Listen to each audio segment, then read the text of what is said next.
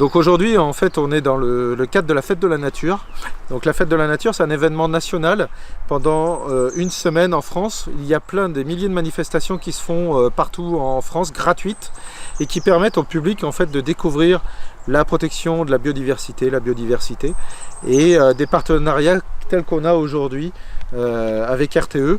Donc on est le premier événement de la Fête de la Nature, puisque sur le pays rochefortais, on a un petit programme spécifique qui est publié avec la communauté d'agglomération du pays rochefortais, et dans lequel vous allez trouver, et c'est disponible sur internet, tous les événements gratuits qui se font ici en Charente-Maritime. Quel est votre rôle alors dans le partenariat avec RTE pour la protection des cigognes? Eh bien, bouge-toi les oreilles, je suis un peu à l'initiative, hein. Non, en fait en Charente-Maritime, je m'occupe de la cigogne blanche depuis plusieurs années, et on voyait les équipes de RTE qui intervenaient sur la problématique de la cigogne blanche, et puis on a pris contact mutuellement pour en fait essayer de trouver des solutions en commun.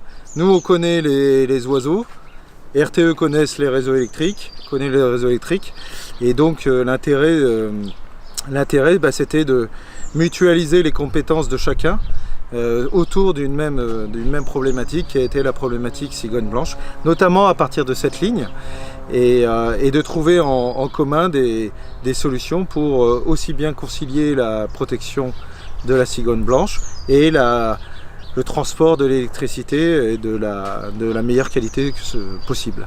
La Charente-Maritime était le premier département de France pendant quelques années. Alors il n'y a plus trop de suivi en Alsace, donc on ne connaît plus là depuis un an les évolutions des effectifs. Là on se battait avec le Haut-Rhin pour la première place. On était ces dernières années devant, donc ça ne se joue pas forcément beaucoup, mais on est plutôt le premier département de France. Par contre, on a toujours, ou pratiquement toujours été le département le plus productif, c'est-à-dire là où il y a le plus de jeunes à l'envol qui s'envolent. Donc, et ça, la Charente-Maritime, c'est la terre de cigogne pour ça. Donc au niveau de la reproduction, ça se passe plutôt bien dans le département? Ouais, on a un département qui présente toutes les conditions optimales pour l'accueil de la cigogne blanche. On a des grandes étendues de marais, là, on est dans le marais de Brouage, donc 11 000 hectares de marais. Vous avez les marais de Rochefort, vous avez les rives de Gironde, la vallée de la Charente, la vallée de la Boutonne. Toutes ces zones, il y a encore de l'élevage. Donc on y trouve des prairies, etc. Donc tous ces milieux sont très favorables. Donc la cigogne se nourrit plutôt en milieu d'eau douce. Elle n'aime pas l'eau salée, pour être franc. Donc elle va se concentrer dans les zones de marais et de vallées alluviales. Et donc la Charente-Maritime présente toutes les conditions idéales au niveau habitat, plus à une météo qui est beaucoup plus clémente, puisqu'on est le deuxième département de France au niveau ensoleillement. Donc tout ça fait que il reste juste à avoir le gîte et le couvert. Donc dans des marais qui sont préservés, on y trouve de la nourriture. Et la cigogne niche en Charente-Maritime principalement sur les arbres. Il y a une centaine de plateformes artificielles qui sont occupées dans notre département. Et puis sur les lignes RTE, on est à une soixantaine de nids qui sont chaque année recensés. Donc on fait un travail de recensement, et ensuite en fonction par ordre de priorité, s'il y a des nids qui posent souci, on se met à les délocaliser en dehors de la période de reproduction avec les équipes de RTE. Et c'est des cigognes qui migrent d'Afrique, qui viennent ici, ou c'est des cigognes qui sont sédentarisées dans le département? Alors en Charente-Maritime, la plupart des cigognes, il y a autant au printemps, voilà, on est en Charente-Maritime pour vous donner un ordre d'idée. Actuellement on est autour de 533 couples cette année qui se reproduisent. C'est pas un chiffre définitif, c'est une première estimation. Tout ça, ça va s'affiner. On va faire le relevé des jeunes là d'ici quelques jours, juste avant leur envol. Et donc ce sont des oiseaux qui en hiver il reste que 80 individus. Donc on voit vraiment la différence. Pour vous donner un ordre d'idée, l'an dernier on était à 525 couples nicheurs, Et on a eu une année complètement exceptionnelle au niveau succès de reproduction avec 1182 jeunes à l'envol. Donc si on fait le calcul en nombre d'individus sur la Charente-Maritime, en hiver on ne les a pas. Donc ce sont bien des oiseaux migrateurs. C'est des oiseaux migrateurs. À l'origine, la cigogne blanche est un migrateur transsaharien, c'est-à-dire qu'elle va hiverner dans la région du Sahel, au sud du Sahara. Mais on sait que depuis plusieurs années, il y a de plus en plus d'oiseaux qui s'arrêtent en Espagne et au Portugal. Malheureusement, là-bas, ils se nourrissent aussi beaucoup sur les grandes décharges à ciel ouvert, ce qui pose d'autres problèmes, notamment tout ce qui est étouffement ou empoisonnement. Et donc ça, c'est une autre problématique. Mais en échange, celles qui restent en Espagne, ou même en France, puisqu'il y a un hivernage d'environ 1500 individus à peu près. Et donc, celles qui hivernent proches reviennent plus vite sur les nids, et les premiers oiseaux arrivés sont les mieux servis en termes de nids. Donc c'est aussi une stratégie pour la cigogne de ne pas aller très loin pour hiverner, ou voire de rester sur place, tant qu'elle trouve sa nourriture. Donc on a noté quand même depuis plusieurs années qu'il y a des hivers qui sont doux. On n'a plus de vagues de froid comme on a connu dans les années 80 ou voire 90. Donc ce qui permet aussi à la cigogne qui décide de rester dans les marais de Charente-Maritime en hiver de trouver de la nourriture. Et un nid de cigogne, ça pèse combien de kilos?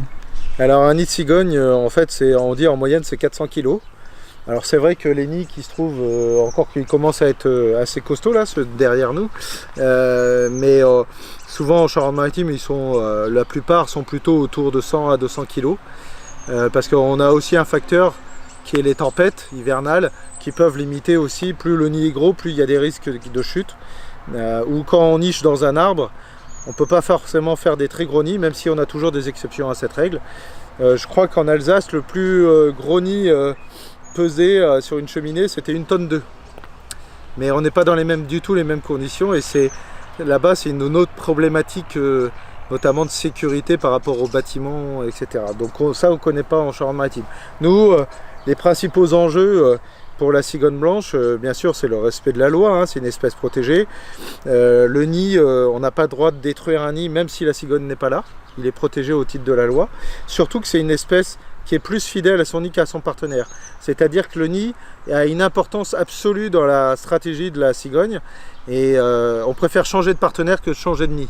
Donc là, on fait tout pour garder son nid. Donc là, c'est pour ça que la loi protège le nid, même y compris en hiver. Donc ça, c'est bien de le rappeler aussi, parce que la réglementation est très claire là-dessus.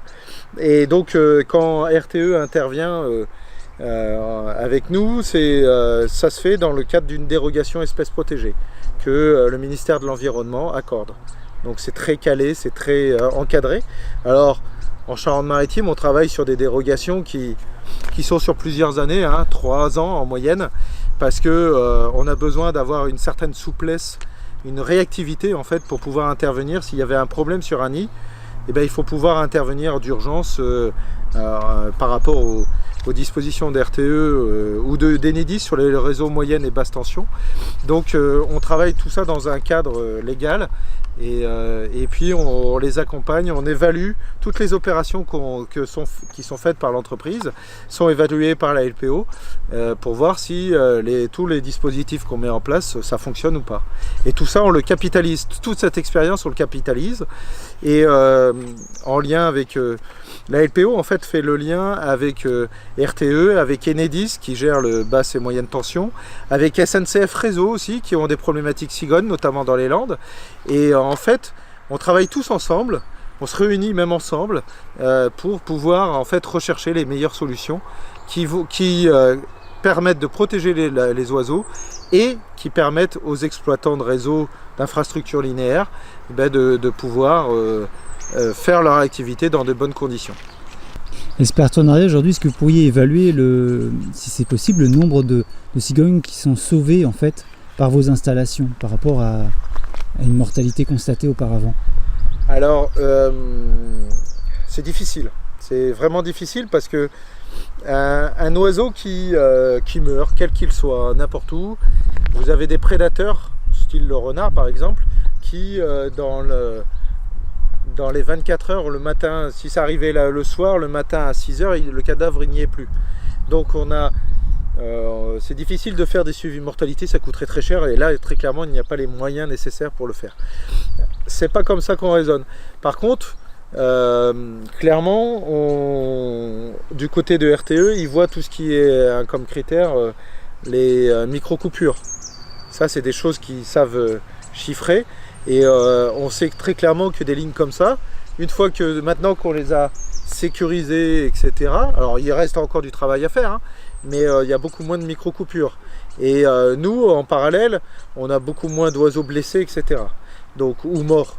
Alors, et moi, ce que je constate, alors sur les lignes à très haute tension, c'est surtout de la collision qui est problématique. C'est les lignes les plus dangereuses au niveau électrocution, c'est les lignes de moyenne tension qui sont gérées par Enedis, et là aussi on travaille avec eux. Et moi, ce que je constate, c'est souvent des oiseaux qui sont en passage, en migration, qui sont concernés par les accidents en fait, parce qu'ils ne connaissent pas le lieu.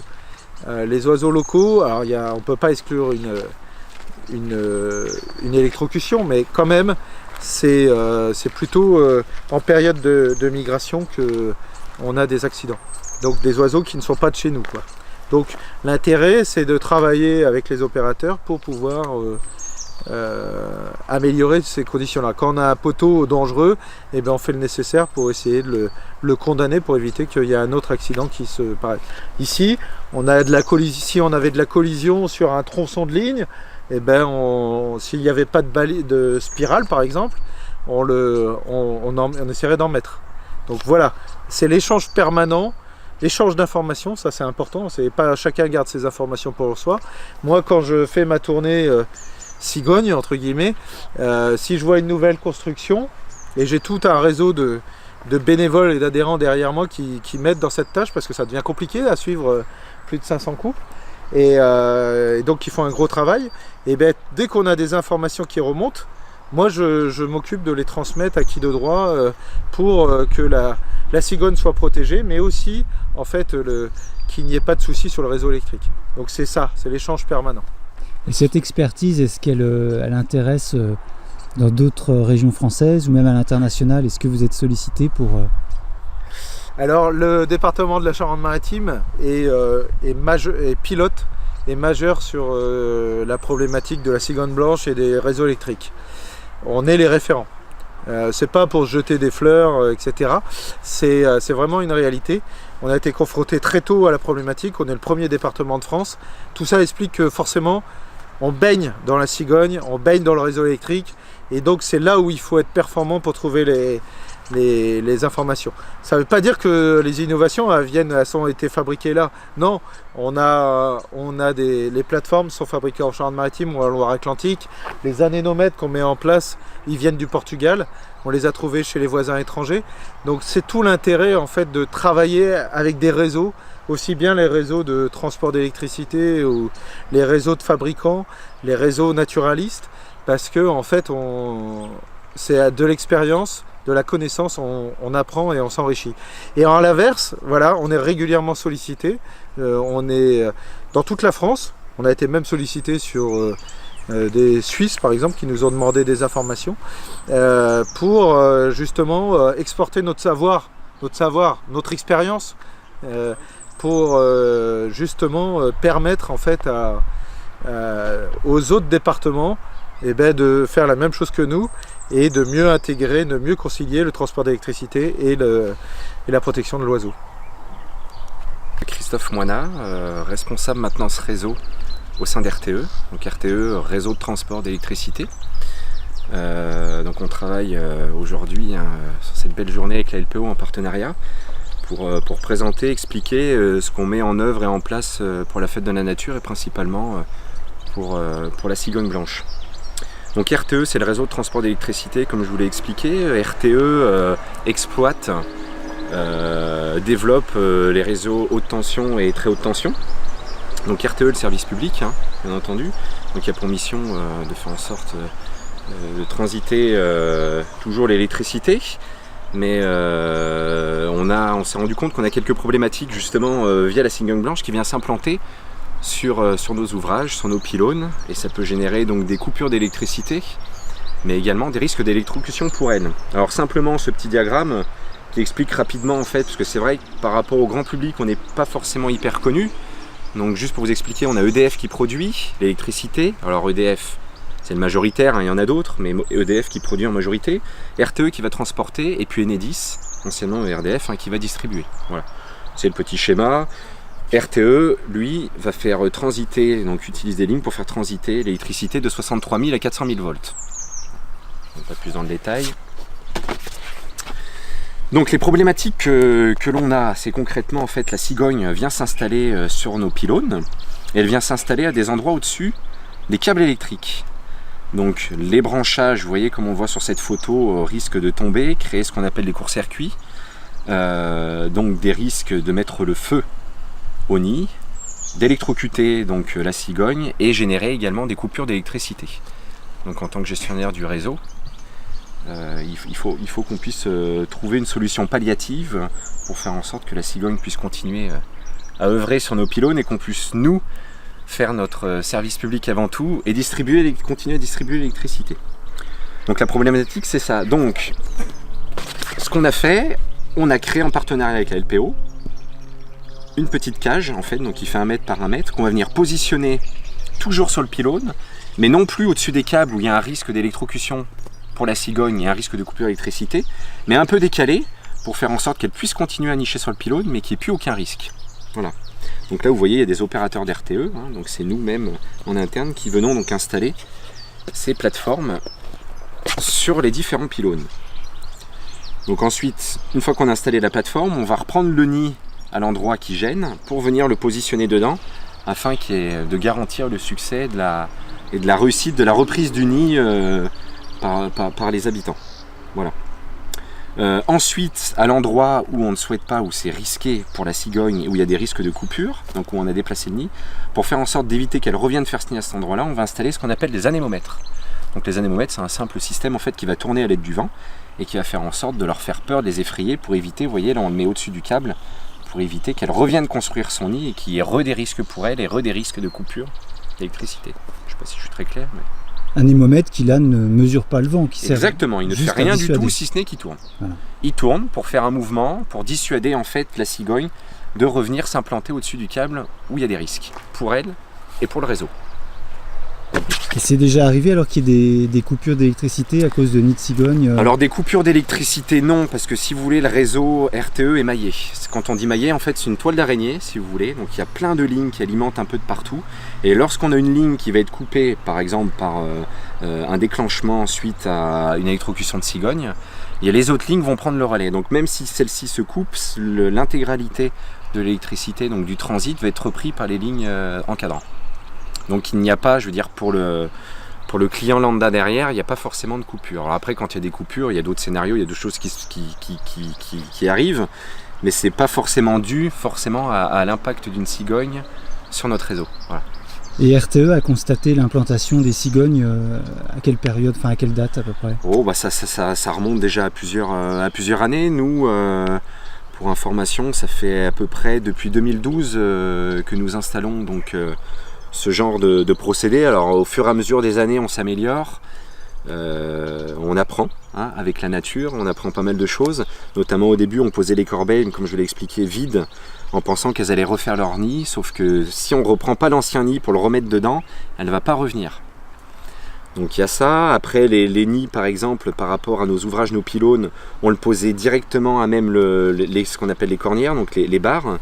Et on a des problèmes après de corrosion et autres, c'est pour ça qu'on les a surélevés. Vous voyez, on apprend au fur et à mesure des années.